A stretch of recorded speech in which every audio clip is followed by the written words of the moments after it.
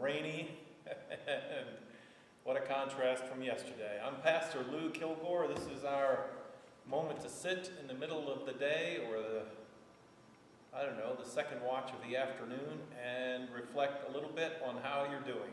How are you? What's happening in your life? A little bit of a daily diary for you as you think about how you might have answered my questions or thought about my comments yesterday. In a world that is closing down and cutting off opportunities to freely, without thought, connect with each other, this is a ministry of the High Mountain Presbyterian Church, which gives you an opportunity to intentionally at least create one connection every weekday to the mind and heart of a pastor. My world is much smaller than it used to be. And so I'm drawing, I think, probably on experiences of the past, mostly to think about how I am, about how you might be, and about how we will be together coming into this season which is approaching. Today is Veterans Day, and I am aware, I was watching on Channel 13 last night, I was watching a show that takes people and shows them 10 generations back who their relatives were and their ancestors. And I was aware that in story after story after story,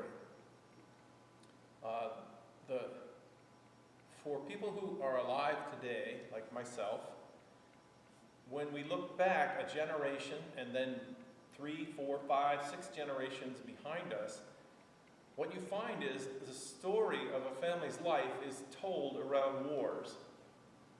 And it's told around the individual participation in those wars. Now, some of that is that's where lives are documented. If a person died or if they were wounded, there's documentation that survives, much more so than if you just lived your life, went about your business. If you bought or sold property, or in some cases, if you were bought or sold as property, those events are there. But the overwhelming of the events that shape our sense of who I am through my ancestors has to do with my ancestors' service in the military. And the reason that's so unique for me is that in my lifetime, when I went off to college,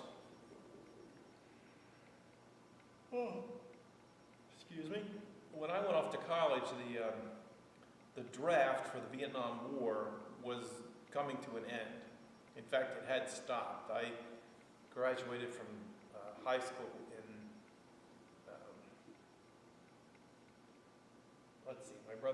I graduated from high school in 1973. And so when I went into college in 1974, you were still supposed to register for the draft, but there was no one being drafted. The draft had ended. And so just 3 or 4 years before, my brothers, my oldest brothers, were called up in the draft, but there was a moment where you could still go off and enlist, because if you enlisted, while it was 4 years for enlistment, you could choose a little more of where you were going to end up. If you got drafted, it was pretty much 2 years in the grunt army, and you were going to be sent to Vietnam. I mean, that's where the young men were going. So I remember, I was a child that absorbed what was going on around me. I knew what was happening around me. I didn't always know what to do about it, how to feel about it, but I absorbed all this. And Veterans Day is a really good day to remember. It's a good day to remember how different it was for me. The only scare I got related to military service was that I had a friend, Kirby, in college who decided to play a really nasty prank on me. And he found out that I had actually gone off to college, but I had not registered for the draft. And at that time, I just sort of said it to him as my roommate in college, and he decided to go off, and he called the dorm and asked for me, pretending to be an agent of the U.S. military. They were calling me up to come and arrest me because I had not registered for the draft.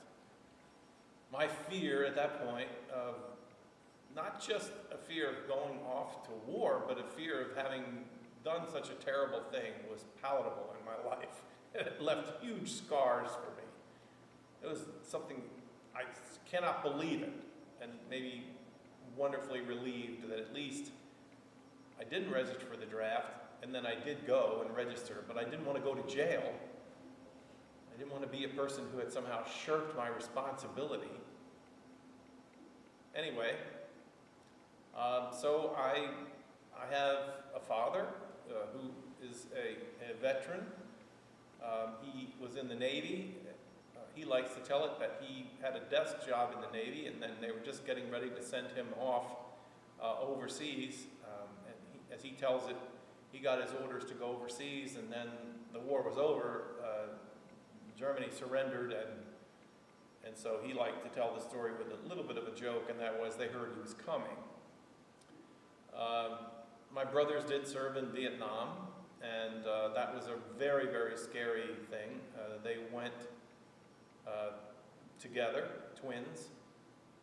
My other brother was a conscientious objector, and he went to college. At that time, college was a deferment. They didn't want to send the college boys to the front lines.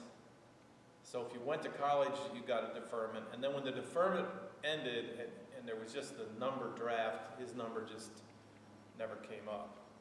He was a conscientious objector, though. He went on trial to see if it was real or if he was just trying to pretend. And that was a big stress inside our family. I have two brothers that went into the Air Force and served in the military, and then a brother that was a conscientious objector. And then a father who had been in the military but never really talked about it. All of this to say, this is a good day to sort of think about how war and conflict and willingness to serve in your country in the military with the distinct possibility it could result in the loss of your life. It's really a big deal. It's a big deal. And in my life, the difference between my life and my brother's life is very large because in my lifetime, there has been no draft. I have never been eligible for a draft. I have never been under any compulsion to join the military.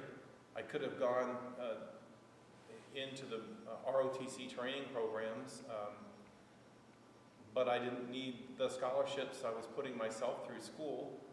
And so it's just interesting how our lives are shaped differently. My great-great-great-grandchildren will never be able to tell the story of my life because of the period of time that I was enrolled in or enlisted in or died in military service. My profile will be much lower. I do always stand in awe, really stand in awe, of the real-time, real-person commitment that says there is a cause, country or freedom or liberation, for which I will risk my life. I'm not committing suicide. I don't want to die, but I will put myself in harm's way on behalf of a cause higher than myself. This is a uniquely human virtue, and it can be abused. People can be convinced that the cause is worthy enough to do that may not really be worthy enough to do that. But today, Veterans Day, is a day to say thank you to any of you who are listening, women or men, who are listening and you have served in the military, and you have served as veterans, especially a veteran of a war, having experienced the whole ethos of having to go to war or being maybe called up to war. Thank you for your service. Thank you for what you gave and what you were asked to give so that many could benefit, many beyond you. And for that, there's a debt of gratitude that just can never be repaid, but certainly a thank you is good. There are many, many military families that are part of this congregation and have, even still now, children serving in the military.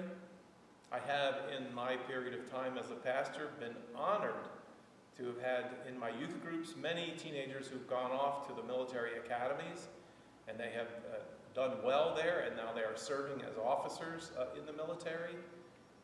My hat is off to you. Thank you for giving your brightest and your best for the service of our country. It's amazing. It's really, truly amazing. The Church of Jesus Christ is always trying to recruit to a similar kind of model, which is, lay down your life for others. We never really quite have the graphic content to be able to give you that kind of a real-life dedication service above and beyond yourself. But it's part of what makes the Christian life ethic. It's part of what we believe in some ways is what makes life worth living across the board, is that we do not live for ourselves. We don't. We value life. We do not throw our lives away. We value our time, and we value the gift that is given when someone gives from themselves to someone else. So, happy Veterans Day. It's interesting, the stories I remember from my grandfather on my dad's side. I don't know much about my grandfather on my mother's side's commitment to the military. That's a hole in my memory. I need to go back and find out. But I do know, I heard directly from my grandfather that he was in college at Penn State when the war broke out. And he said that at the time, there was a big marshaling of the need for wartime powers for factories to be converted to making military equipment, trucks and tanks and things. And one of the calls that went out was not just for those, I think this was after Pearl Harbor, not just to join up, but to do something to strengthen the infrastructure of America. So my grandfather on my dad's side told the story that he did not go and enlist in the military. He did not. What he did was he left college and came home to the farm. He gave off from graduating from college and came home to work on the farm because the word at the time was that food would win the war. That the war is being fought on many levels, and that food and the importance of farmers at the time was going to make a difference in terms of whether America could endure. So, he came home to the farm. That's what he said. I'm just telling you, that's what he said anyway.